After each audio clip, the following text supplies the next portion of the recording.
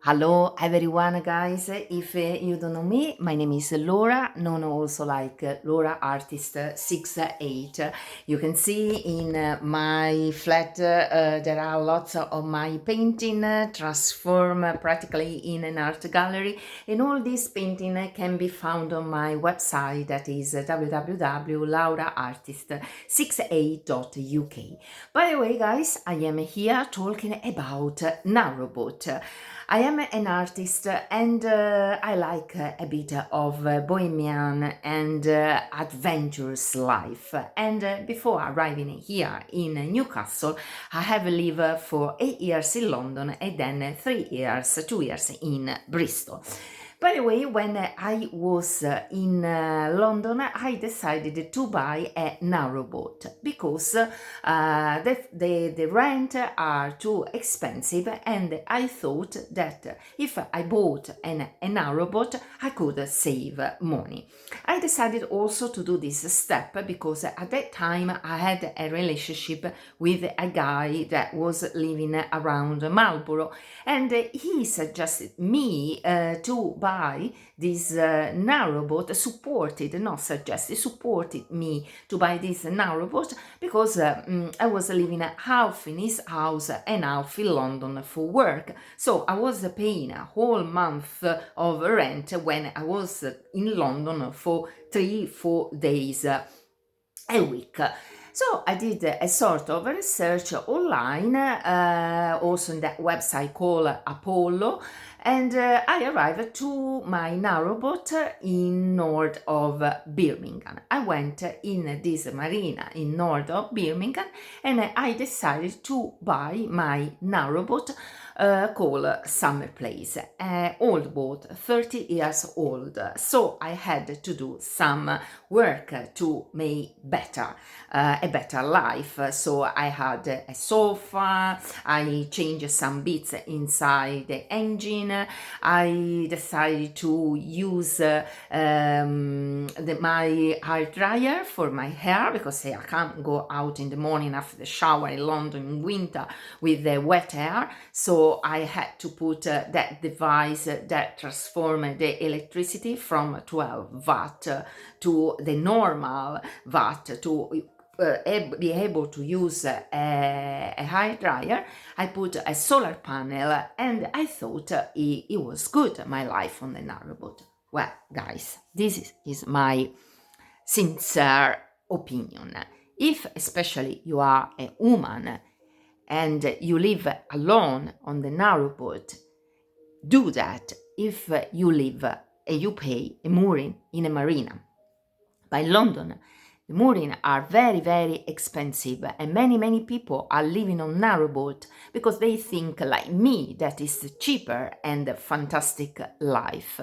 In reality, if you are a single woman and you are a cruiser, means that you need to move your boat every 14 days.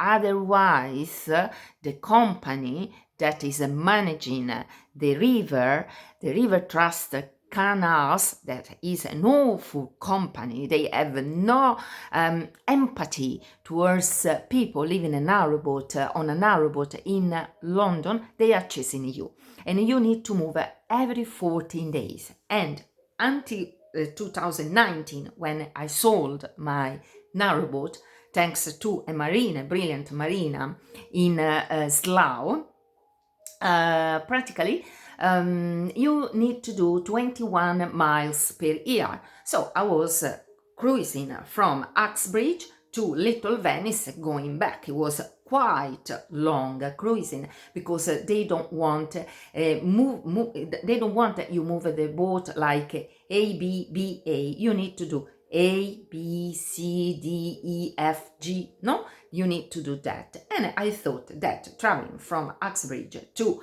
Little Venice and going back twice a year was enough. Instead, they restricted my license of 6 months in 2019, but at that moment I had brought my narrowboat already in the marina of Slough to sell, so I had no problem. But if I was still living on a narrowboat, it means I was in trouble. But this they did also because they wanted to push me to buy a winter mooring in London. And winter mooring, there are several winter mooring in London, but for a single woman, this winter mooring, like in Alperton, are quite dangerous because your boat is isolated on the path canal, and if your neighbors are not on the boat, you are alone, far from everyone. So for your safety, first of all, think this before you buy a narrowboat. If there is a big dog on the boat with you, it's better. I haven't. So a few nights I was quite scared because my boat was moored, for instance, in Perivale, not near the mooring, but a bit far, because unfortunately in London more and more narrowboats are arriving, and often it's not easy to find a mooring. Often you need to moor double, and it's not nice because you go and you watch inside the narrowboat on your neighbors, and your neighbors does the same. You bought a narrowboat to live freely in the countryside with no neighbors around, and then you are surrounded by neighbors on other boat. And this means that depends where you moor your boat, but when your neighbors need to go out, if your boat is the first one next to the path, your neighbors jump on your narrowboat to go to the path, and can be any time of day and night, and this can wake up you or scare you because your boat start to move like that. And instead, if your neighbor is the first boat in the night, in a foggy winter night, icy night, you need to jump on his boat with the risk to fall into the canal and die because you are shocked by the cold of the water, to arrive in your narrowboat. So before thinking about purchasing a narrowboat, listen to this video, because I'm telling the truth. River Trust Canal in London is chasing you. They don't care if you are a single woman. They don't care. They want that you are moving the boat how they want. They think London is safe, but London is not safe in the night, especially if you are a single woman on an isolated path, no? On your boat with no dogs or any ferocious animal with you. Second, is expensive. A narrowboat is not cheap. If you need to buy coal to warm your narrowboat, you need to buy coal and wood. If you are a man, I have seen many times men are going looking for wood, cutting wood, preparing their heating for the winter, but a woman usually doesn't do this kind of stuff. So you need to buy the coal, and the coal in the marinas in London is quite expensive. Sometimes there are these people that with their boat are going up and down selling coal, but sometimes they are going through your canals, your place in the canals when you are at work. So you lose them because they don't come back. They do their travel from one place to another. If you are on their boat to buy the coal, it's fine, but they don't take any booking. So most of the time I was going to the marina, and the marinas in London are not so many. You have to travel a lot to arrive to the marina. I was losing day to travel from my place, my mooring, to the marina, to go and doing pump out water, fuel, and buying coal. Then another thing, gas cylinders are massive heavy. There are small gas cylinder and big gas cylinder. I am scared by gas, so I had only one gas cylinder, and I was very, very scared in the use of the gas on my narrowboat. I had no device to telling me if I had a leaking of gas. And I had, because it was an old narrowboat, I had a massive gas cylinder that I couldn't lift. I had to go in the marina and ask them if they were doing this work for me. But for safety reason, they don't do. So you need to ask someone that is around, if some other boater, if it does this for you, because you can't lift 30 kilos of a gas cylinder. So you need to think also for this. Your hands are always dark, black, because you manage coal. So I was doing at that time hostess for events, and it was quite embarrassing because my hands were always black. My nails were always black. In the winter, you wake up in the middle of the night and your boat is frozen if you don't have a proper heating, because you are a cruiser.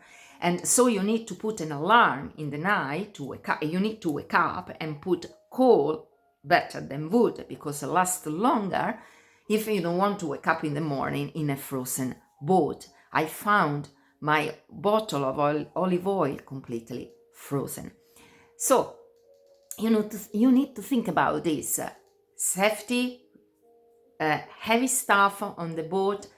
Mooring is not easy in London, was not easy in 2017, and now I think it's even worse, because I'm seeing about videos on YouTube where people are talking about this problem. You moor in second, third row, and it's not nice. You are in the middle of two narrowboats. You can see nothing, just the window of your neighbours. I was mooring in, not in Alperton, I was going further, north of. I was mooring in Perivale, and there it was nice. There was a bit of nature, but unfortunately the river Trascanà wants that you move every 15 days. So I was going to Alperton. I was going towards the city center, towards Paddington, and then I was not going further because it's full of lock. The locks are another big problem. I did lots of locks when I came from North Birmingham, when I bought my narrowboat to London, and I was with my ex-partner, was helping me through the locks, and it was easier. But if I was alone, I was stuck because the locks are big, are old style locks, not going there pushing a button and the lock is going. You need to do the big job by yourself, and if you are alone, you need to move your boat. You need to think at the water, at the gate, pushing the gate, then you lose an hour to go through the lock. You lose lots of precious time of your life on a narrowboat, and in London everyone has a busy life, so think about that. In a narrowboat, you know, arrive like you are flat. You push the button and you switch on the light. No, this doesn't happen. You have your app and you can start your eating. This doesn't happen if you don't live in a marina. And the marina is completely different. But when you are a cruiser, you arrive in the evening, your boat is dark. You need to start the engine to have hot water. You need the solar panel doesn't work in winter in UK, so forget solar panel in winter for electricity and hot water. You need to start the engine, and if you arrive at 10 p.m., you can disturb your neighbor. So sometimes I didn't start the engine because I could disturb my neighbors because it was 11 p.m. So I was just eating a bit of hot water on the gas or on my stove. You need to start the stove to have the heating, and it's not immediate. If you have just 1 degree in your boat, you need to wait 2 hours enough to have a decent 18 degrees. The bed is frozen, so you need to have a hot bottled water. You need to remember to add coal into the stove in the winter night. Close properly the door and don't moor in isolated place. Don't say that you are around a lot alone on the boat, because it's not a great community, the community of boaters in London. There are lots of dickheads around, lots of drunk people and drug people on these narrowboats. So for your safety, stay private more you can. Outside London is much better, but in London it's better if you are very careful with whom you are talking, if you are living alone on a narrowboat. Better if you live with another person, a friend, a partner, or if you really are alone, rent a mooring in London. It's not easy, it's expensive. Sometimes River Trust does auction for this mooring, so try to apply for some auction. Otherwise, forget the narrowboat and rent a room. Surely much easier and less time spending. Thank you guys for listening to me and see you soon in another video. Ciao!